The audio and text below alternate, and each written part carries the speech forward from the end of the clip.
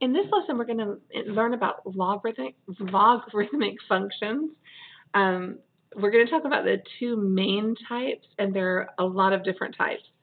But the common logarithm is log base 10. So it's going to look like this, log base 10 of x. But more commonly, because it's a common log, it's not going to have the 10. It's just going to say log x. So if you see a log with no base here, you'll know that it's the common log. There's also the natural logarithm. The natural logarithm is base e. You know how we talked about e with the continuous compounding interest or population growth? So log base e of x is called the natural logarithm, and you'll usually see that one as ln x, and that one's using base e. You'll find them on your calculator. Right here we have the log button, and it's the inverse of the exponential. So log base 10 and 10 to the x are inverses. They're the same button. One's the second. The ln button matches up with the e to the x button because they're inverses of each other. So, and also, back in the day, those were the only two logs we had access to on our calculators. But now things have changed. We have a new operating system, and you can use Alpha Window 5 to access different bases. So if you go Alpha Window 5, there's your log base whatever of something. So I did log base 3 of 27 and got my answer. So if your log is not base 10, you can use that Alpha Window 5 command to get there. So let's start out by reviewing our exponential function, and we'll talk about its inverse. I picked 2 to the x. Remember, exponential has multiple parent functions because there are a lot of different bases. This one I just picked 2 to the x, and the inverse is going to be a base 2. So the x's we choose are -1, 0, and 1, and 2 to the -1, 2 to the 0, and 2 to the first. And you can see those points are on here, -1, 0, and 1. So there's our exponential graph. The domain goes from -infinity to infinity. It's all real numbers. Range from 0 to infinity. Intercept at 0, 1. And then if we wanted to talk about the horizontal asymptote, your exponential, remember that's the x-axis is the horizontal asymptote, so y equals 0. And then we can discuss end behavior. As x approaches -infinity, f of x approaches, well, right here, we're going to approach that asymptote. We're going to approach 0. And as x approaches positive infinity, f of x approaches, here's the other arrow, positive infinity. So those are all things we've learned about the exponential function, and we should already know, just a refresher. So now we're going to find the inverse of f of x. So I can call this f inverse of x. Remember that -1 stands for the inverse. So in the inverse, remember we switched the x and the y. So all I have to do for my table is switch the x and the y. My x's are now going to be 1/2, 1, and 2. And my y's are going to be -1, 0, and 1.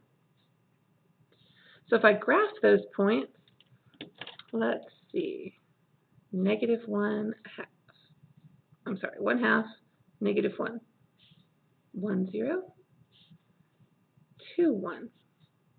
So it looks something like this. So if you remember, our inverses are reflected over the line y equals x, and you can see that's evident with these two graphs. So the domain of the inverse is going to be the range from the function. Remember, if x and y switched, the domain and range switch also. So 0 to infinity. The range from bottom to top is going to be all real numbers, -infinity to infinity. And the intercept this time is an x-intercept, and it's at 1, 0. The logarithm function, this inverse function rather, which turns out to be a logarithm, has a vertical asymptote. It's the y-axis, so that's x equals 0. And when we discuss end behavior, as x approaches, now on the left side, x is approaching 0 because it can't go past this asymptote. the inverse of x is approaching negative infinity. Compare that to the end behavior over here. See how they switch places? Because that's an inverse. As x approaches, the other arrows go into positive infinity. The inverse is approaching positive infinity. So you can look here and see that it has the same relationship. All right, so that's kind of an introduction to the logarithm function. This particular one would be written as y equals log base 2 of x. Notice the bases are the same. The inverse of the exponential is going to be a logarithm with the same base. So our next little bit is going to practice converting from exponential form to logarithmic form. This is very important. We have a few lessons on it in the future, and you need to be really comfortable with this process. So in the equation, x equals log base b of y, the base is a subscript. The logarithm is represented by the x. The argument is the y. So that was originally the answer to the exponential question, is the argument. And the base, of course, is the b, the subscript. So if my problem says y equals b to the x, the logarithmic form of this would be log base b, and I always remember I go across the equal sign and make a giant circle, make a giant loop. Log base b of y equals x. So your exponent is what is the answer on the other side. That's the logarithm, log base b of y. So they gave us one with numbers here. So I'm going to say log base 4, go across the equal sign of 16 equals x. So this question is asking us 4 to what power is going to give me 16? I'm pretty sure that's 2, but here's how we do it on the calculator, just to practice using that log button. Alpha window 5, log base 4 of 16 is 2, just like we thought it was.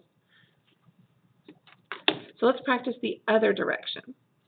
This one's log base 10. Now remember, the 10 didn't have to be here. If it just said log of 1,000, that's base 10. We automatically know that. 10 to the third power equals 1,000. Same thing here. 16 to the 1.25 equals 32. And here's an exponential. We're going to go back to logarithm. Log base 3 of 81, remember it's a circle of logs here, equals 4. The exponent is the one that ends up by itself.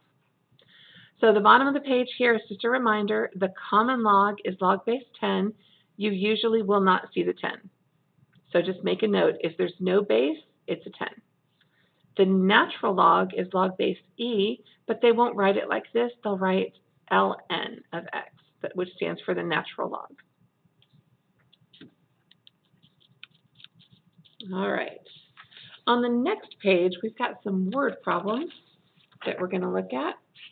It says the Richter scale is used to rate the magnitude of an earthquake or the amount of energy released. An earthquake's magnitude can be determined with this equation. I forgot to put the word log in here. So the magnitude actually equals the log of I over I sub 0. So they tell us that I is the intensity of the earthquake being measured, and I sub 0 is the intensity of the standard earthquake or the threshold quake, whose seismographic amplitude is 10 to the negative 4. So I sub 0 is a constant, 10 to the negative 4. So it says, write an equation to model the magnitude of a standard earthquake. Well, magnitude equals the log of the intensity over 10 to the negative 4. Well, the standard earthquake has an intensity of 10 to the negative 4. So this turns out to be magnitude equals log of 1. So I can just go to my calculator and say, what's the log of 1? And we'll find out that it is 0. So the magnitude of this threshold quake is 0. That's kind of our starting point to compare everything to. So now we're going to talk about real-life earthquakes. California gets earthquakes, and so does Japan. So there's two earthquakes. One in California measured 6.8 on the Richter scale, and an earthquake in Japan measured 7.2. How many times more intense was the Japanese earthquake? So here we go. 6.8 on the Richter scale, that's my magnitude, equals log of I, the intensity, over 10 to the negative 4, the threshold. So the first thing I want to do is I want to get rid of the logs. So remember what we did in the last page. This is base 10, because remember no base is written, it's a base 10. I'm going to write this in exponential form. 10 to the 6.8 equals all of this. So here goes. 10 to the 6.8 equals I over 10 to the negative 4. So to solve this, I can multiply both sides times 10 to the negative 4. And I can put this straight into my calculator, but let's think for a second. If I've got the same base, what's the rule for multiplying? What's the rule for the exponents when you're multiplying? Well, I just add them together. So this really comes out to be 10 to the 2.8 equals the intensity of the California earthquake. So I can just type in 10 to the 2.8 and get an answer. So that's 630.957. I'll call that I sub C for the California quake. Now let's do the Japan earthquake. Same process. 7.2 equals the log of intensity over 10 to the negative 4. So exactly the same thing. To change this from log to exponential, remember this is a base 10. When the base is not written, it's base 10. And then I do my circle of logs to rewrite it in exponential. 10 to the 7.2 equals I over 10 to the negative 4. Now I multiply both sides by 10 to the negative 4. And again, the rule for multiplying is you add your exponents. So 7.2 plus negative 4 is 3.2.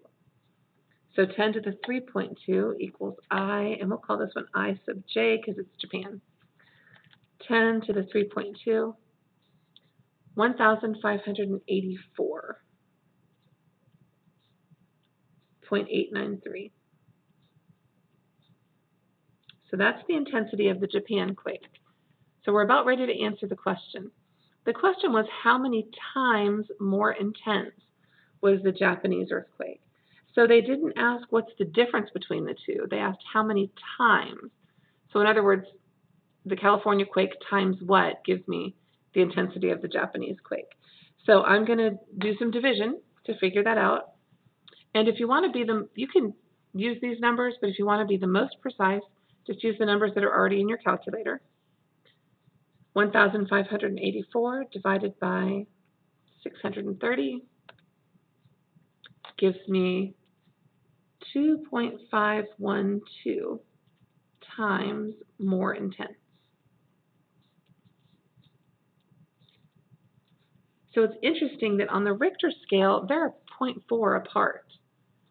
But when it comes to the intensity, Japan earthquake was 2.5 times more intense. All right, similar question on number 3. Early in the century, an earthquake in Indonesia registered 8.3 on the Richter scale.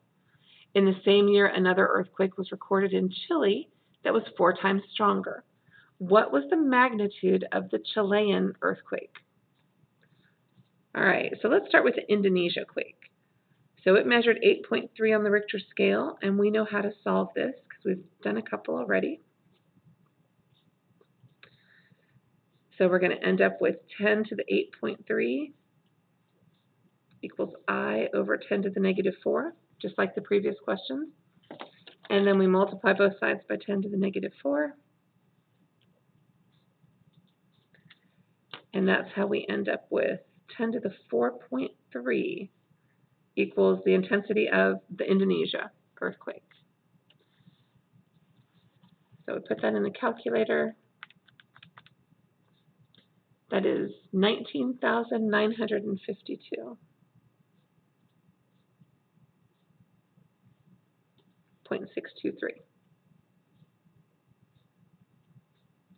Now they told us that the earthquake in Chile was 4 times stronger.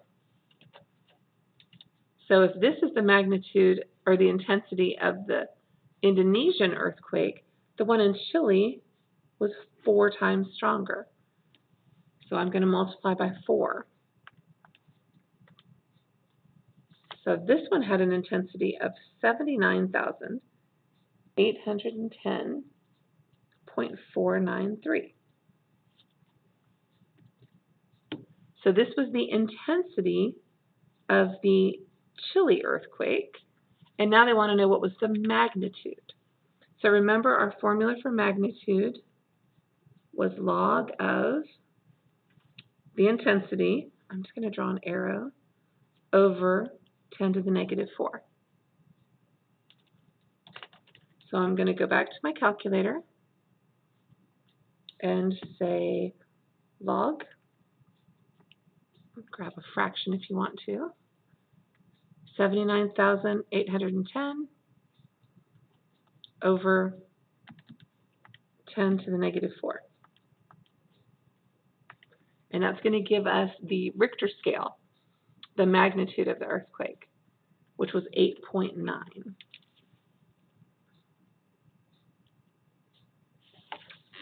So the first earthquake was 8.3. An earthquake of 8.9 has 4 times the intensity of the 8.3 earthquake. So there are some notes on logarithms just to get you started, and we'll talk more about transformations in the next class.